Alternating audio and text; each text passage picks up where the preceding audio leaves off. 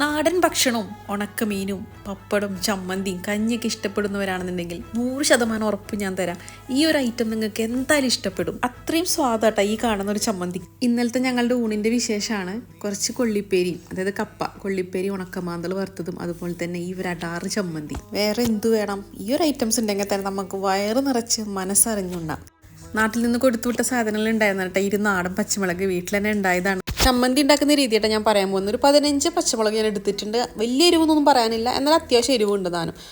പിന്നെ വാളംപുളി പിഴിഞ്ഞു വെച്ചിട്ടുണ്ട്. ആദ്യം കുറച്ചാണ് ഒഴിച്ചത്, പിന്നീട് നോക്കിയിട്ട് ചേർക്കാമെന്ന് വിചാരിച്ചു. അതൊക്കെ ഓരോരുത്തരുടെ പുളിയും എരിവും ഉപ്പൊക്കെ അനുസരിച്ചിട്ട് ചേർക്കാവുന്നതാണ്. ഞാൻ ഒരു അരക്കപ്പോളം ഉണക്കച്ചെമ്മീൻ ചേർത്തിട്ടുണ്ട്.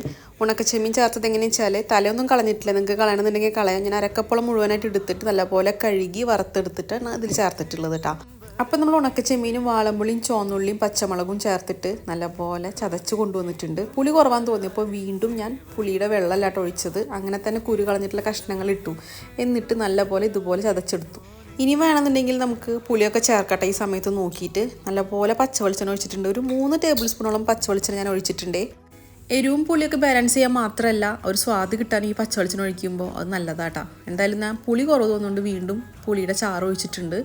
ഈ ഒരു ചമ്മന്തിയുടെ പ്രത്യേകത എന്ന് പറയുന്നത് അത്യാവശ്യത്തിന് എരിവും നല്ലപോലെ പുളിയും അതുപോലെ തന്നെ ഉണക്കച്ചെമ്മീൻ്റെ ബാക്കിയുള്ള ഒരു ഫ്ലേവറാട്ടാ. അതുകൊണ്ട് തന്നെ അത്യാവശ്യം പുളിയും പാകത്തിനുള്ള ഉപ്പൊക്കെ ചേർക്കണം. എന്നാൽ ആ ഒരു ചമ്മന്തിയായിട്ട് നമുക്ക് തോന്നുള്ളൂ. ചിലർ ചോദിക്കും നാളികേരം ചേർക്കാണ്ട് എന്ത് ചമ്മന്തി എന്ന്. പക്ഷെ ഇങ്ങനെ ഉണ്ടാക്കി കഴിക്കാത്തവരാണെങ്കിൽ എന്തായാലും ഒന്ന് ട്രൈ ചെയ്ത് നോക്കണേ. അടിപൊളി സ്വാദാണ്.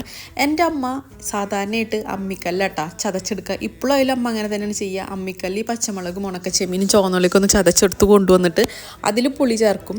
ചിലപ്പോൾ പുളിയും കൂടി അതിൻ്റെ കൂടെ ചതച്ചെടുക്കുക ചെയ്യാറ്. അതുകൊണ്ട് ഇത്ര ലൂസായിട്ടല്ല കേട്ടോ അമ്മയുടെ ചമ്മന്തി എപ്പോഴും ഉണ്ടാവുക. പക്ഷേ രണ്ടും സ്വാദും ഒരുപോലെ തന്നെയായിട്ടാണ് എനിക്ക് തോന്നിയത്. കുറേ കാലങ്ങൾക്ക് ശേഷം ഈ ചമ്മന്തിയും ഈ ഒരു കോമ്പിനേഷനും കഴിച്ചപ്പോഴുണ്ടല്ലോ, അത് നമുക്ക് ഉപ്പേരി വേണമെന്നൊന്നുമില്ല കേട്ടാ. ഈ ഒരു ഉണക്കമാന്തളും ചമ്മന്തി മാത്രം മതി. അതല്ലെങ്കിൽ ഈ ഒരു ചമ്മന്തി മാത്രം ചോറിൽ തിരുമ്മി കഴിക്കാൻ തന്നെ ചൂട് ചോറാവണേ ഭയങ്കര സ്വാദാണ്.